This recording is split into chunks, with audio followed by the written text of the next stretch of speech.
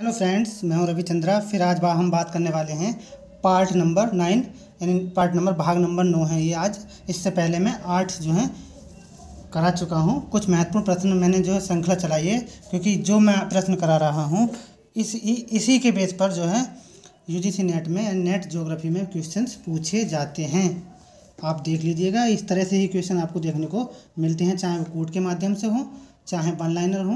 आप देखिए, मैं जब प्रश्न कराऊंगा तो आपको खुद एक एहसास होगा, हाँ ऐसे ही प्रश्न पूछा जाएगा। मैंने जो आज क्वेश्चंस बनाने की कोशिश की है, जो geography of technique unit number 9 से मैंने बनाने की कोशिश की है। तो सबसे पहला क्वेश्चन है फ्रेंड, देखिएगा, निम्न में से किस हवाई फोटोग्राफ में नादिर बिंदु यानी नादिर पॉइंट होता है और एक मेन पॉइंट होता है मुख्य बिंदु, और समस्थानिक सभी एक ही बिंदु पर होंगे। यानी कि सारे जो बिंदु होंगे नादिर पॉइंट और मुख्य बिंदु एक ही बिंदु पर होंगे। मुख्य पॉइंट भी और समस्थानिक और नादिर पॉइंट भी क्या होगा, एक ही बिंदु पर होंगे। तो उसे क्या कहा जाएगा? कम तिरछी तस्वीर यानी कि लो ऑब्लिक फोटोग्राफ, उच्च तिरछी तस्वीर हाई ऑब्लिक फोटोग्राफ, अभिसरण तस्वीर कन्वर्जेंट फोटोग्राफ, लंबवत तस्वीर वर्टिकल फोटोग्राफ। तो फ्रेंड्स, जब तीनों एक ही लाइन पर होते हैं, कहने का मतलब है नादिर पॉइंट, मुख्य पॉइंट और समस्थानिक यानी समान स्थान वाले तीनों पॉइंट जो है एक ही बिंदु पर होते हैं, तो उसको कहा जाता है लंबवत तस्वीर यानी कि वर्टिकल फोटोग्राफ। तो आंसर होगा फ्रेंड्स डी। ये काफ़ी महत्वपूर्ण प्रश्न है फ्रेंड्स, इस तरह से पूछा जाता है। आगे प्रश्न है दूसरा, पूछा जाएगा लाइन ड्रॉप आउट यानी कि लाइन ड्रॉप आउट के लिए डिजिटल इमेज में निम्न में से कौन सी सुधारात्मक प्रक्रिया आवश्यक है, यानी ऐसा कौन सा इम्प्रूवमेंट कर सकते हैं लाइन ड्रॉप आउट के लिए डिजिटल इमेज में? ज्यामिति सुधार, ज्योमेट्रिकल करेक्शन कर सकते हैं, रेडियोमेट्रिक सुधार यानी कि रेडियोमेट्रिक करेक्शन कर सकते हैं, वायुमंडलीय सुधार यानी कि एटमॉस्फेरिक करेक्शन कर सकते हैं, छवि वृद्धि यानी कि इमेज में इन्हांसमेंट कर सकते हैं। तो फ्रेंड्स, लाइन ड्रॉप आउट के लिए डिजिटल इमेज में हम रेडियोमेट्रिक सुधार यानी कि रेडियोमेट्रिक करेक्शन कर सकते हैं। ये होगा फ्रेंड्स इसका सही आंसर। बाकी जो है ज्यामिति सुधार है, बायोमेट्रिक सुधार है, इमेज इन्हांसमेंट है, ये इसके पार्ट हैं, ना कि इसके इमेज के रूप में। आगे देख लेते हैं, GIS पूछा है फ्रेंड्स। GIS यानी कि ज्योग्राफिकल इंफॉर्मेशन सिस्टम में भू स्थानिक यानी कि जियो स्पाइशियल यानी कि भू स्थानिक डेटा के बारे में अतिरिक्त जानकारी प्रदान करने वाले डेटा के रूप में जाना जाता है। यानी कि ज्योग्राफिकल इंफॉर्मेशन सिस्टम में जियो स्पाशियल यानी भू स्थानिक डेटा के बारे में अतिरिक्त जानकारी प्रदान करने वाले के रूप में जाना जाता है। रेखापुंज डाटा यानी कि रोस्टर डेटा, आपको पता है ये उसके फॉर्म में होता है फ्रेंड्स, इस तरीके से निकालना होता है इसको। वेक्टर डाटा जो होता है फ्रेंड्स, ये पॉलीगन होता है, पॉलीगन बना देते हैं इस तरह से वेक्टर डाटा। एक होता है गैर स्थानिक डाटा, यानी कि जैसे मान लीजिए कोई स्कूल है तो स्कूल जो है एक स्थानिक डाटा है। गैर स्थानिक डाटा यानी स्कूल में जो बच्चे हैं उनकी संख्या है, वो नॉन स्थानिक डाटा या नॉन स्पाशियल डाटा। फिर आता है मेटा डाटा। मेटा डाटा ऐसा डाटा होता है, मेटा का मतलब होता है फ्रेंड्स, उसके अंदर सारी जितनी भी एडमिनिस्ट्रेशन है, प्रशासनिक है, व्यावसायिक है, सारी चीज़ों को इंक्लूड किया जाता है, उसको कहा जाता है मेटा डाटा। यानी कि ज्योग्राफिकल इंफॉर्मेशन सिस्टम में भू स्थानिक डेटा के बारे में अतिरिक्त यानी कि ज़्यादा से ज़्यादा जानकारी प्रदान करते हैं, उसको मेटा डाटा कहा जाता है। फ्रेंड्स, बहुत ज़्यादा इंपॉर्टेंट क्वेश्चन है, मैंने कोशिश की है बनाने की, क्योंकि इस तरह से जो है प्रश्न एग्जाम में पूछा जा रहा है। बाबा बुदन की पहाड़ियाँ स्थित हैं। फ्रेंड्स, अगर ऐसे देखा जाए, हम तो डायरेक्ट पूछा जाए कि बाबा बुदन की पहाड़ियाँ कहाँ हैं, तो हम सिंपली बता देते हैं कर्नाटक में है, बताते हैं कर्नाटक में है। लेकिन पूर्वी घाट में तो फ्रेंड्स है ही नहीं, महेंद्रगिरी है और अरमाकोंडा है, बालकोंडा है, पैलकोंडा है, तो ये पूर्वी घाट में है।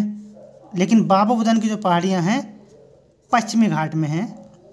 विंध्याचल तो फ्रेंड्स ऊपर हो जाएगा, यानी कि MP में हो जाएगा, ये कर्नाटक में है। उत्तर पूर्वी क्षेत्र ये तो बहुत ज़्यादा आउट हो जाएगा। तो फ्रेंड्स, इसका आंसर जो होगा पश्चिमी घाट यानी कि बाबा बुदन की पहाड़ियाँ स्थित हैं पश्चिमी घाट। तो फ्रेंड्स हमें इस तरीके से भी याद करना होता है कि कौन सी चीज़ किस दिशा में यानी किस डायरेक्शन में स्थित है, वहाँ का नॉर्थ साउथ वेस्ट हमें ये सब आना चाहिए। जैसे ये नॉर्थ है, ये ईस्ट है, ये साउथ है, ये वेस्ट है, तो हमें ये पता होनी चाहिए कि ये जो वेस्ट वाला एरिया है राजस्थान, गुजरात और इधर देखा जाए तो केरल, कर्नाटक, गोवा, महाराष्ट्र, तो ये वेस्टर्न में है।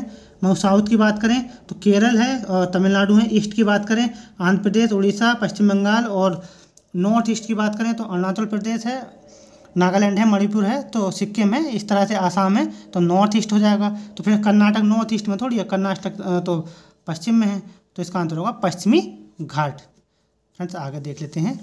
आगे है काफ़ी जो मैंने 2-3 बुक लिखने की कोशिश की है। पूछा जाएगा फ्रांस के अधिवासों का अध्ययन, यानी जो फ्रांस के जो सेटलमेंट होते हैं उसका अध्ययन किसने किया।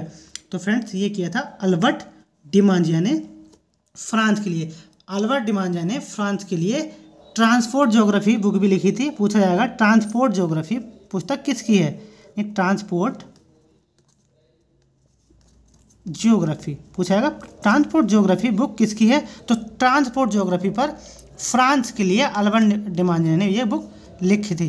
पूछा जाएगा फ्रांस के अधिवासियों का अध्ययन, तो अल्बर्ट डिमांजिया ने किया था। पूछा जाएगा फिजियोग्राफी, एक होता फिजियोग्राफी, तो ये पूछा जाएगा जो फिजियोग्राफी है यानी जो भौतिक वर्णन है, ये बुक किसने लिखी थी। ग्राफ माने वर्णन करना, फिजियो माने यानी जो भौतिक वर्णन है, तो फ्रेंड्स ये लिखी थी R.D. सेलिसबरी ने। पूछा जाएगा the earth S man. Friends ये जो कुछ पुस्तकें हैं इनमें बहुत ज़्यादा कन्फ्यूजन होता है। पूछ लेता है मैन एंड नेचर, पूछ लिया जाता है कि मैन एंड नेचर, तो फ्रेंड्स इनमें ज़्यादा कन्फ्यूजन होता है क्योंकि मैन की बात इसमें हो रही है, इसमें भी हो रही है। तो मैन एंड नेचर ये G.P. मार्स की है जो कि USA के हैं। ये भी पूछा जा सकता है G.P. मार्स कहाँ के रहने वाले हैं, क्योंकि इन्होंने ही ज्योग्राफी की संरक्षण की विचारधारा 1833 में दी थी। तो ये भी पूछा जाता है कि USA में जो ज्योग्राफी की संरक्षण की जो विचारधारा थी, प्रोटेक्शन की जो विचारधारा थी, आइडिया था, वो किसका था। तो G.P. मार्स का था।